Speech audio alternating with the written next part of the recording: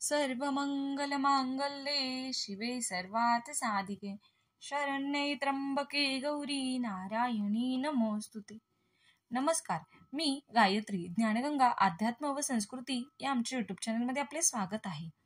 दिवाळी झाली की सर्वांना वेध लागतात ते मार्गशीर्ष मासातील गुरुवारचे।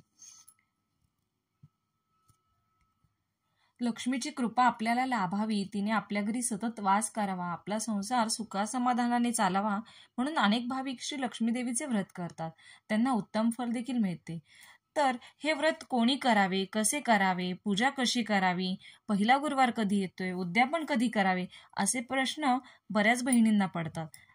त्यात यावर्षी देखील शेवटचा गुरुवार हा अमावस्येला आल्यामुळे उद्यापन कधी करावे हा सर्वांनाच प्रश्न पडलाय। तर ही सर्व माहिती जाणून घेण्यासाठी व्हिडिओ पूर्ण बघा। जर आपण आमचे यूट्यूब चॅनल सबस्क्राईब केले नसेल तर सबस्क्राईब करा आणि अशाच नवनवीन व्हिडिओसाठी बेल आयकॉनला क्लिक करा।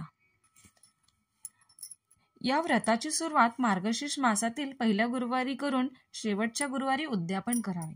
तर यावर्षी मार्गशीर्ष महिन्यातील पहिला गुरुवार हा 14 डिसेंबर 2023 रोजी आला आहे आणि शेवटचा गुरुवार हा 11 जानेवारी रोजी आलाय। पण या दिवशी अमावस्या असल्यामुळे आपण या दिवशी उद्यापन करावे की नाही करावे, 4 गुरुवार करावे की 5 गुरुवार करावे हा प्रश्न पडलाय। तर या दिवशी आपण उद्यापन करायला आपल्याला कुठलीही हरकत नाही। हे व्रत वार्षिक व्रत असल्यामुळे या दिवशी अमावस्येची कुठलीही अडचण नाही। आपण नेहमीप्रमाणे या दिवशी अमावस्या असली तरी देखील आपण या व्रताचे उद्यापन करू शकतो। सुरुवातीला आपण या व्रताचे काही नियम आहेत ते जाणून घेऊया। तर हे व्रत कोणीही स्त्री, पुरुष, कुमारिका असे कोणीही करू शकतं। व्रत करणाऱ्याने गुरुवारी सकाळी लवकर उठावे, स्नान करावे, निर्मळ अंतःकरणाने पूजाविधी करावा, दिवसभर उपवास करावा। उपवास करणं शक्य नसेल तर आपण फलाहार देखील करू शकतो। संध्याकाळी पूजा नैवेद्य करून आपण भोजन करावे। या दिवशी काही आकस्मिक अडचण असेल तर दुसऱ्या कोणाकडूनही पूजा आरती करून घ्यावी, मात्र उपवास आपण स्वतः करावा। एकादशी किंवा अन्य कुठल्या उपवासाच्या दिवशी गुरुवारी फक्त पूजा करावी, कहाणी वाचावी। व्रत, पूजा, कहाणी ऐकण्यासाठी सर्व घरातील सदस्यांनी एकत्रित बसावे व कहाणी ऐकावी। संध्याकाळी गायीची पूजा करून गोग्रास द्यावा। व्रताच्या उद्यापनाच्या दिवशी नेहमीप्रमाणे पूजा, आरती, कहाणी वाचन झाल्यानंतर 7 सुवासिनींना अथवा कुमारिकांना हळदी कुंकू देऊन एक फळ आणि या व्रतकथेचे एक प्रत द्यावी। शक्य असल्यास ब्राह्मणाला शिधा, वस्त्र आणि दक्षिणा देऊन त्यांना नमस्कार करावा। नंतरच आपण भोजन करावे। गुरुवारी संध्याकाळी पूजा आरती झाल्यानंतर सर्वांना प्रसाद द्यावा। आता पूजेची मांडणी कशी करायची आणि पूजा कशी करायची हे आपण व्हिडिओमध्ये बघूयात। आपल्याला घरामध्ये ज्या ठिकाणी पूजा मांडायची आहे ती जागा स्वच्छ करून तिथे पाट किंवा चौरंग मांडावा। त्यावरती कोरे कपडे अंथरून त्यावर आपण गव्हाची किंवा तांदळाची रास घालून घेऊ। मी तांदळाची करते।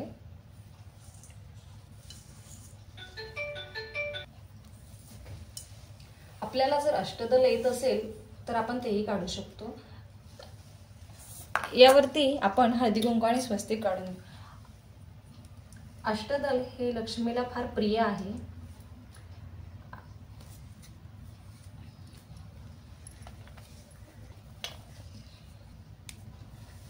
आपण माझी वैभव लक्ष्मीचे व्हिडिओ बघितलंच असेल, त्या व्हिडिओमध्ये मी याचप्रमाणे पूजा मांडलेली आहे। त्याचप्रमाणे आपण आजची गुरुवारची पूजा देखील मांडून घेतोय। आपण ह्या पूजा प्रत्येक जण सुशोभित करत असतो का तर ते आपल्याला आवडतं देखील आणि ते या सुशोभीकरणामुळे आपलेही मन प्रसन्न होते आणि साहजिकच देवालाही प्रसन्न वाटत असेल। आपण ही पूजा देखील महालक्ष्मीला प्रसन्न करण्यासाठीच करत असतो। आता आपण एक कलश घेऊया। त्या कलशावरती तुम्ही बघू शकता आपण स्वस्तिक काढली आहे आणि 8 दिशांनी हळदी कुंकवाच्या रेषा मारल्या आहेत। यामध्ये आपण हळद, कुंकू, गंध, अक्षत टाकूया। एक फूल टाकूया।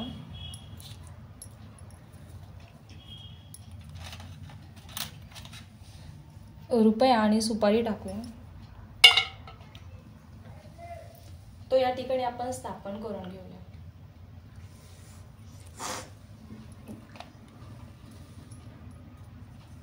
विड्याचे पानं टाकून घेऊया.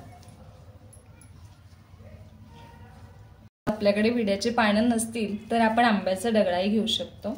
आता बऱ्याच जणांचा प्रश्न असतो की नारळ ठेवताना तो कसा ठेवावा, ही बाजू वर करावी का ही. तर नारळाची ही जी बाजू असते ही बाजू वरती करावी. आपण नारळ ठेवून घेऊ.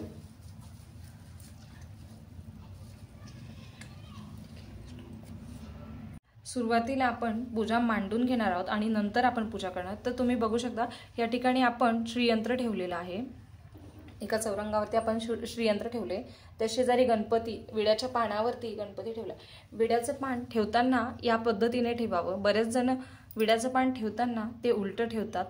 तर जसं झाडाला येतं त्याप्रमाणे आपण ते देवाला वाहायचं असतं. त्यामुळे विड्याचं पान शक्यतो ठेवताना या पद्धतीने ठेवा. त्याच्यावरती अक्षता ठेवून त्यावरती गणपती ठेवून घेतलाय.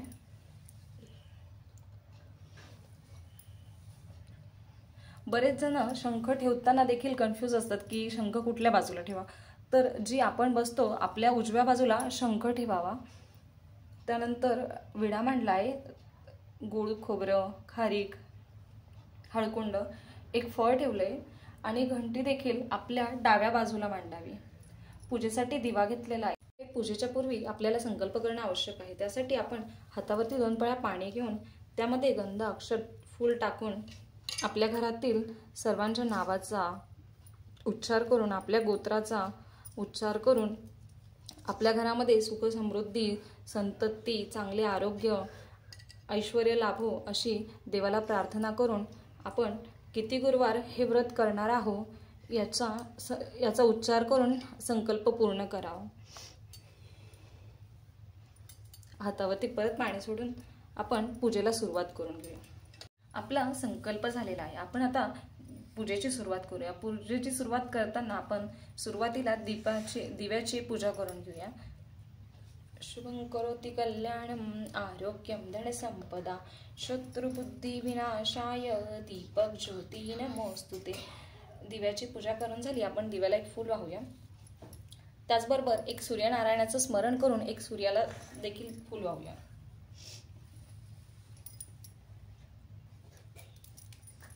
आता आपण जमिनीला नमस्कार करून घेऊया. समुद्रवसने देवी पर्वतस्तन मंडली विष्णुपत्नी नमस्तुभ्यं पादस्पर्श क्षमस्व मे.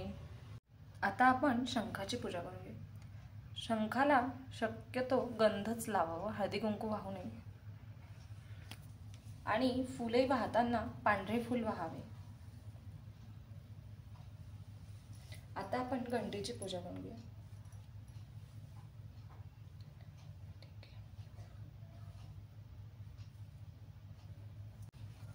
घंटीची पूजा करताना डाव्या हाताने घंटी वाजवावी. त्याचा नाद केल्याने अशुभ शक्ती निघून जातात. आता आपण गणपतीची पूजा करून घेऊया. वक्रतुंड महाकाय सूर्यकोटी समप्रभ निर्विघ्नं कुरु मे देव सर्व कार्येषु सर्वदा. आपलं आजचं व्रत निर्विघ्नपणे पार पाडावं अशी गणपती बाप्पाला विनंती करूया. आणि फुल वाहूया. दुर्वा असतील तुमच्याकडे तो दुर्वा देखील वाहू शकतो आपण. आता आपण श्रीयंत्राची पूजा करून घेऊया. ज्यांच्याकडे महालक्ष्मीची मूर्ती असेल त्यांनी मूर्तीची देखील पूजा केली तरी चालते. श्रीयंत्र असेल श्रीयंत्राची केली देखील चालते. तसेही आपण कलशरूपी महालक्ष्मीची पूजा करणारच आहोत किंवा फोटो देखील आहे आपल्याकडे.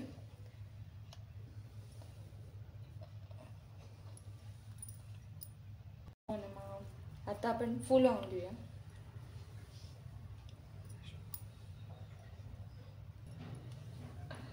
आता आपण लक्ष्मी रूपी कलशाची पूजा करून घेऊया.